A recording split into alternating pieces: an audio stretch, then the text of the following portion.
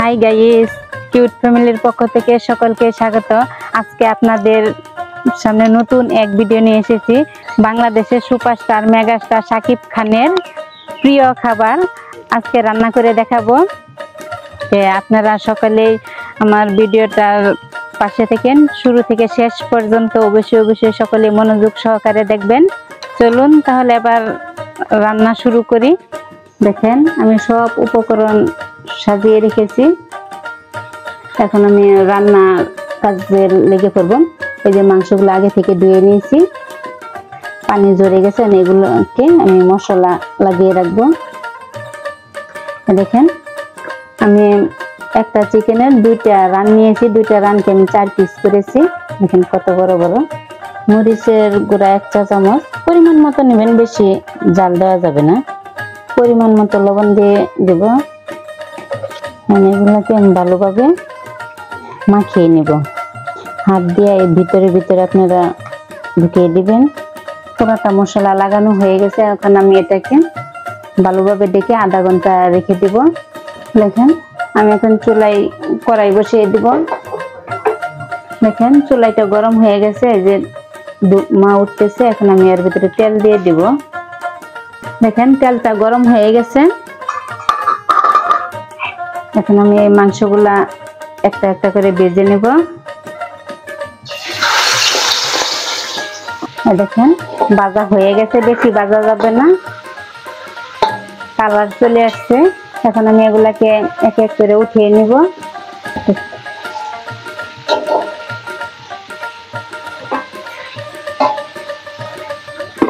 দেখেন কি সুন্দর ভাজা হয়ে গেছে। দেখেন এই যে তেলটা ছিল সেই তেলের ভিতরে আমি কিছু পেঁয়াজ কুচি দিয়ে দিব। দেখেন আমি বেশি তেলে রান্না করব না, অল্প তেলে এই মুরগির রোস্টটা রান্না করব। আপনারা ভিডিওটা ভালোভাবে মনোযোগ সহকারে দেখেন। এর ভিতরে দিয়ে দিব আদা রসুন বাটা, ধনিয়া জিরা একসাথে গুঁড়া করে নিয়েছি, এগুলো এখন দিয়ে দিব 1 চা চামচ। এখন দিয়ে দিব স্বাদ মতো লবণ। লবণটা একটু দিলাম, তারপরে আবার চেখে দেওয়া যাবে। এখন দিয়ে দেব পেঁয়াজ বাটা।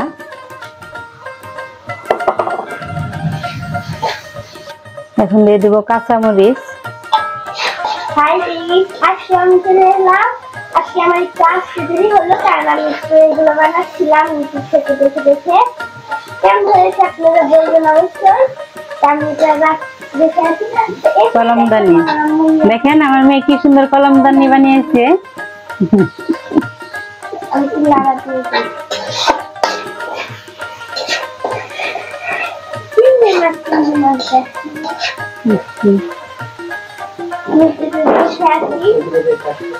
দেখেন মরিচের কালারটা চলে আসছে, একটা সিদ্ধ সিদ্ধ। এর ভিতরে দিয়ে দিব এই যে একটু পানি। এখন দিয়ে দিব কাঠবাদাম, চীনাবাদাম, ভালোভাবে মিক্স করে নিব। দেখেন এখন এর ভিতরে আমি মাংসের টুকরাগুলো রানগুলো দিয়ে দিব। মাংসগুলো সিদ্ধ হওয়ার জন্য 1 গ্লাস দুধ দিয়ে দিব, অরিজিনাল দুধ, আপনারা বাসি দুধ ব্যবহার করবেন না। পরিমাণ মতো চিনি দিয়ে দিব। এখন দিয়ে দিব রোস্টের মশলা। মশলাটা আগে দেওয়া লাগে, তা ভুলে গেছিলাম। দেখেন বাদাম দেওয়াতে একটু আঠা আঠা ভাব চলে আসছে। এখন আমি আর একটু পরিমাণ পানি দিয়ে দিব। দেখেন এর উপরে আমি কিছু সল দিয়ে দিব। দেখেন আমি একটু ঢেকে দিব। মাংস সিদ্ধ হয়ে গেছে, তারপর 5 মিনিটের জন্য ঢেকে দিব। হয়ে গেছে, এখন আমি মাংসগুলা উঠিয়ে নিব।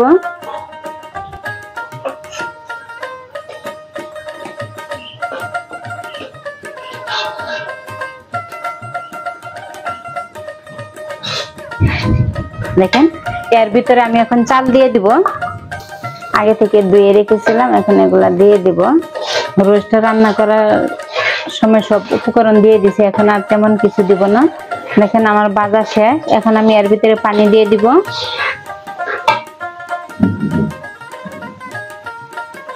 পরিমাণ মতো পানি দিয়ে দিব।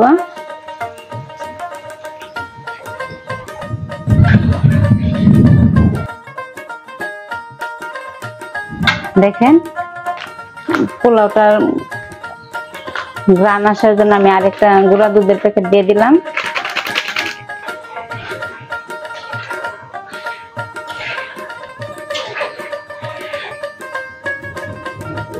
এখন আমি ঢেকে দিব।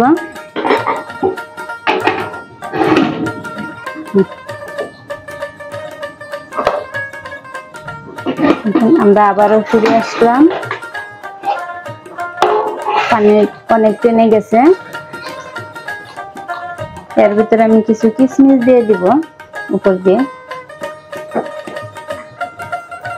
দেখেন রোস্ট গুলা ছেড়ে দিব। পানি যখন এই যে এরকম পরিমাণ টেনে যাবে তখন আপনারা রোস্ট উপর দিয়ে দিবেন।